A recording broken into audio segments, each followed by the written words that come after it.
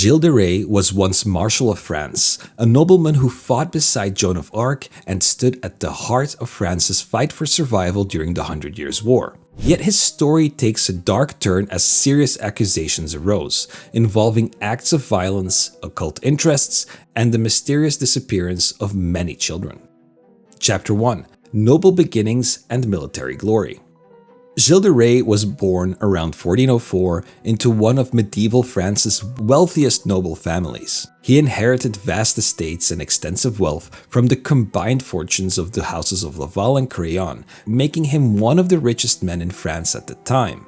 His early years were marked by tragedy. His father died in a hunting accident when Gilles was very young, and shortly after, his mother also passed away. Raised by his maternal grandfather, his upbringing was shaped by the demands of preparing a noble heir for leadership, military command, and estate management. By the time he reached his late teens, Gilles took up arms in the brutal 100 Years' War, a conflict that ravaged France for decades. He proved himself a skilled and courageous soldier, gaining recognition among his peers. Gilles fought alongside Joan of Arc during legendary events such as the Siege of Orléans in 1429, where the French delivered a critical blow to English forces. He also played an important role at the coronation of Charles VII at Rheims, which helped solidify French legitimacy. His valor earned him the prestigious title of Marshal of France, a mark of high distinction.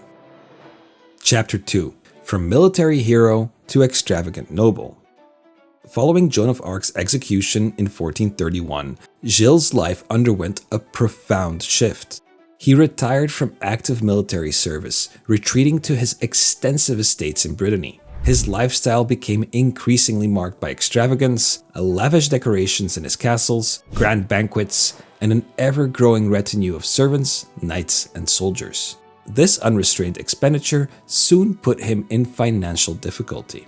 Concurrently, Gilles developed a fascination with alchemy, astrology, and the occult, fields that, while popular among some nobles seeking knowledge beyond the ordinary, were viewed with deep suspicion and hostility by church authorities. He became associated with a controversial cleric known as Friar Prelati, who was rumored to assist him in mystical pursuits, which cast a dark shadow over Gilles' reputation. However, his financial extravagance soon outpaced his resources. Gilles' family accused him of squandering his patrimony by selling off lands. His spending and actions led Charles VII to impose an interdict on him in 1435, limiting his freedom to alienate lands.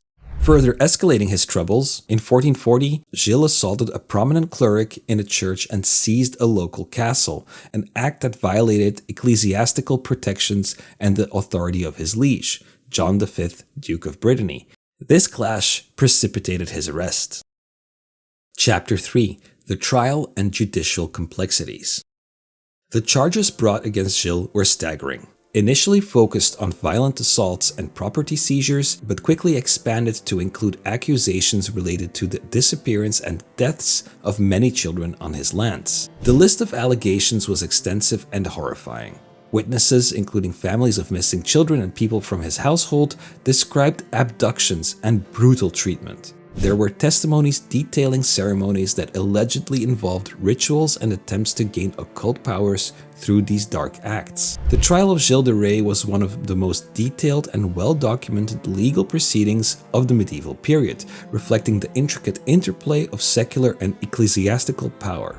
Once arrested in September 1440, Gilles faced two parallel trials. The secular inquest that addressed criminal charges such as assault and murder, and the ecclesiastical trial which examined charges of heresy, sodomy, and involvement in occult practices. The secular charges were primarily focused on Gilles' violent assault and unlawful occupation of church property, as well as the murder and disappearance of numerous children in the regions under Gilles' control. The ecclesiastical court, supported by the Inquisition, broadened the scope to include doctrinal heresy, indicating Gilles' alleged attempts to summon the devil and practice forbidden arts. The indictment read against him was impressively detailed, comprising 49 distinct articles describing crimes spanning spiritual, moral, and judicial violations. Witness testimonies played a crucial role. For example, Perron Dussart testified that in September 1438, her 10-year-old son was approached by one of Gilles' servants, Poitou, who offered to take the boy for military training. Despite her protests, the boy was taken and never returned. Many mothers and families described similar stories, claiming children vanished after being courted by Gilles' entourage, often under false pretenses. Some servants and alleged accomplices gave confessions, which were obtained under threat or use of torture. Even so, the testimony was detailed and consistent, covering aspects such as how victims were abducted, the locations where the crimes supposedly happened, and Gilles' alleged involvement in occult rituals intended to summon supernatural aid. The trial procedures were meticulous. Witnesses swore oaths, made the sign of the cross, and gave testimony before appointed commissioners. Both ecclesiastical and secular courts played roles in the investigation and prosecution, which highlights the overlapping jurisdictions, characteristic of medieval legal systems. Gilles himself eventually confessed fully during the trial and before his execution, though questions remain about the influence of torture and the social context of these confessions. Finally, on October 26, 1440, Gilles de Rais was executed publicly in Nantes by hanging and then burning. He reportedly expressed repentance in his final moments and urged his co-defendants to face their fate with courage and seek salvation. Despite debates concerning the fairness and motivations of the trial, the volume and consistency of the evidence form the basis of modern historiographical consensus that Gilles de Rais committed the crimes for which he was charged. His trial also reflects widespread societal fears of the era, of heresy, witchcraft, and the disruption of social and religious order, making Gilles not just a criminal, but a symbol of threats against the prevailing moral and political systems. Chapter 4: History, Myth, and Cultural Legacy. Gilles de Rais remains a compelling figure for historians because his story blends historical fact with mythic elements.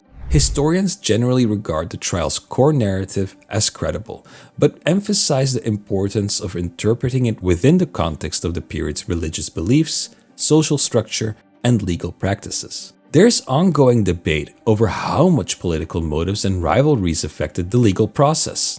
Some suggest his downfall partly resulted from jealous nobles eager to acquire his lands, but this remains a minority view among scholars. Culturally, Gilles' gruesome narrative inspired enduring folklore. He is often linked to the Bluebeard legend, a story about a nobleman who hides deadly secrets. Although Gilles' victims were children, while Bluebeard's were wives, the overlap between the geographical setting and the themes of hidden violence illustrates how real events can inspire enduring stories that reflect societal concerns about power and secrecy. Archaeologists have been investigating Gilles' castle since 2008, uncovering artifacts and structural details that provide insights into his noble life. However, no archaeological evidence has conclusively supported or refuted the specific allegations. Gilles de Rais' life and trial reveal much about medieval France, where noble power, religious influence, and justice were intertwined. His case sheds light on how accusations of heresy and crime were often framed within broader political and spiritual battles. It reminds us that historical figures can embody extremes, lives filled with both bravery and tragedy, leadership and downfall. His story invites careful reflection on how societies judge power and morality, a conversation that continues into modern times. What do you think about Gilles de Rais' story? Could his trial have been influenced by political forces, or does the evidence support his guilt? Feel free to share your thoughts and questions below. I'd love to hear from you. And as always, thank you for watching, check out my sources below, and see you in the next one.